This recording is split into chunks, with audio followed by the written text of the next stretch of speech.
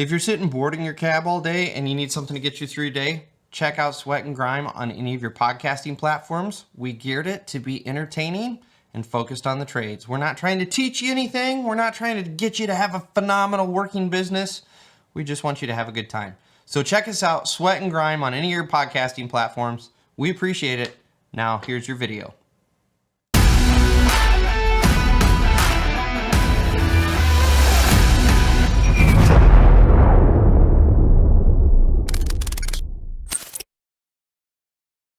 What's going on, everybody? Welcome back to the channel. Today's Down and Dirty. I had a lot of questions on my basement dig video that I did a while back, and you can click above if you want to take a look at that video where we kind of break down the basics of how to dig a basement.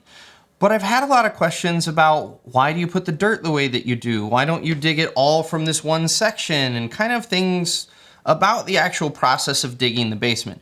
And so I wanted to talk through those things and get a little more advanced today. And so what I've done is drawn a pretty simple picture of a basement that's fairly common in our area, where you have the main part of the house here, and then we have a garage that's going to be attached. Now, the way we would dig this is we wouldn't actually, I'm sorry, I'm backwards in the camera here. We wouldn't actually excavate this garage. What we would do is build a nice flat pad, and then another contractor would come in and they would trench these footers here, and then that's how they would build the garage. So you're not actually going to excavate that garage. But that garage plays an important factor into how we dig the basement. Well, what do you mean by that? So let's think about a scenario here. So I'm gonna draw some dirt piles, and you're gonna know what they are because they're the squiggly lines that weren't there when I showed you this picture last time, right? Okay, so we do our basement excavation, and you can see all of my squiggly line dirt piles here. Now, one of the things that you're commonly going to think as a rookie basement digger is, well, let's just equally spread this dirt around the whole site, right? Because when we come to backfill, you're going to need dirt everywhere. So why wouldn't you just equally spread it around? Well, but hang on a second here. What do we notice about this? Well, the first thing is, generally, the sides of your house are going to be a little shorter than the main front wall and back wall of your house. Now on this drawing, they look about to be equivalent, so we would space the dirt accordingly, but most of the time, those side walls are gonna be just a little bit shorter, which means we don't need as much dirt on each side of the house. The other thing is, and this is the important thing, and this is why I drew it in, what about the garage pad here? Remember, we've gotta build that garage pad, and we have to build it out of material. Like, that doesn't just magically show up. So we need to account for that. So if we took this basement and we spread all of our dirt equally around it, and again, we're going to assume, my drawing's terrible, I'm sorry. There's a reason I'm an excavator and not an artist, guys. We're gonna assume that these are shorter walls on the sides. If we put all of our dirt equal, that means on both sides of this basement here, on both sides, we're gonna have to take our dozer and we're gonna take a decent chunk of that material and we're gonna have to shove it to the front yard and we're gonna have to shove it to the backyard. That's not even taking into account for the garage. That's just, we put too much material on the side of the house. But now let's think about, we have this garage pad here that we have to build. Well, now we're gonna have to take dirt from this side. We're gonna have to carry it around the front. We're gonna have to take dirt from this side, carry it to the front.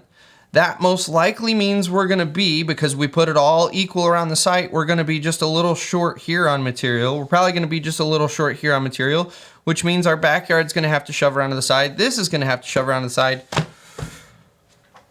We just set ourselves up to have an extra 2 hours of dozer time on this job to do the backfill. And if we've come to know anything in this industry, everything we do is really expensive. Because we're talking about a dozer. Undercarriage maintenance is very expensive, and that's an hourly charge that you need to be thinking about when you're out running your machine. Fuel, my God, we all know how expensive fuel is. That's a huge charge. And so if we can keep our dozer time to a minimum, we are saving ourselves a lot of money, which does two things for us. Because remember, we're business owners, right? We gotta think about this stuff. And if you're not the business owner, even as an employee, you should think about this, because this makes you a more valuable employee and you're gonna get paid more. Your employer's gonna wanna keep you around. If we could place that dirt to where we do the minimal amount of grading possible, well, now we've made more money for ourselves because we're spending less time on site, Or if we're in a really, really competitive area, we can get our prices down from the Yahoo that's out there flinging dirt around the site with no plan whatsoever.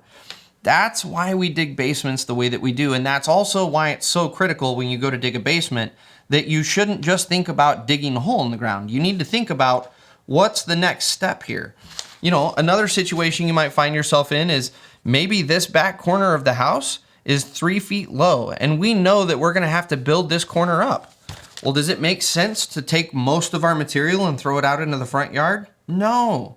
From the get-go, we're going to plan our basement dig so that we can throw the majority of our material in the backyard, not in the front yard. These are the sort of decisions you've got to make when you go to dig a basement. Before my excavator bucket ever touches the ground, and at some point we need to make a video of Rick and I doing this, because we literally do this. We walk our site and we make a plan and a strategy for how we're going to dig the basement, because it's that critical, it's that important, and it doesn't just impact your dig, it impacts all of your grading that's going to come afterwards. So that's a quick summary as to why we don't just dig the basement in the fastest, most efficient way possible as far as the dig itself goes. You have to take into account what's going to happen on the backside of that, because that's what's going to cost you as a contractor the real money. So as always, I hope this has been helpful. We'll catch you on the next Down and Dirty.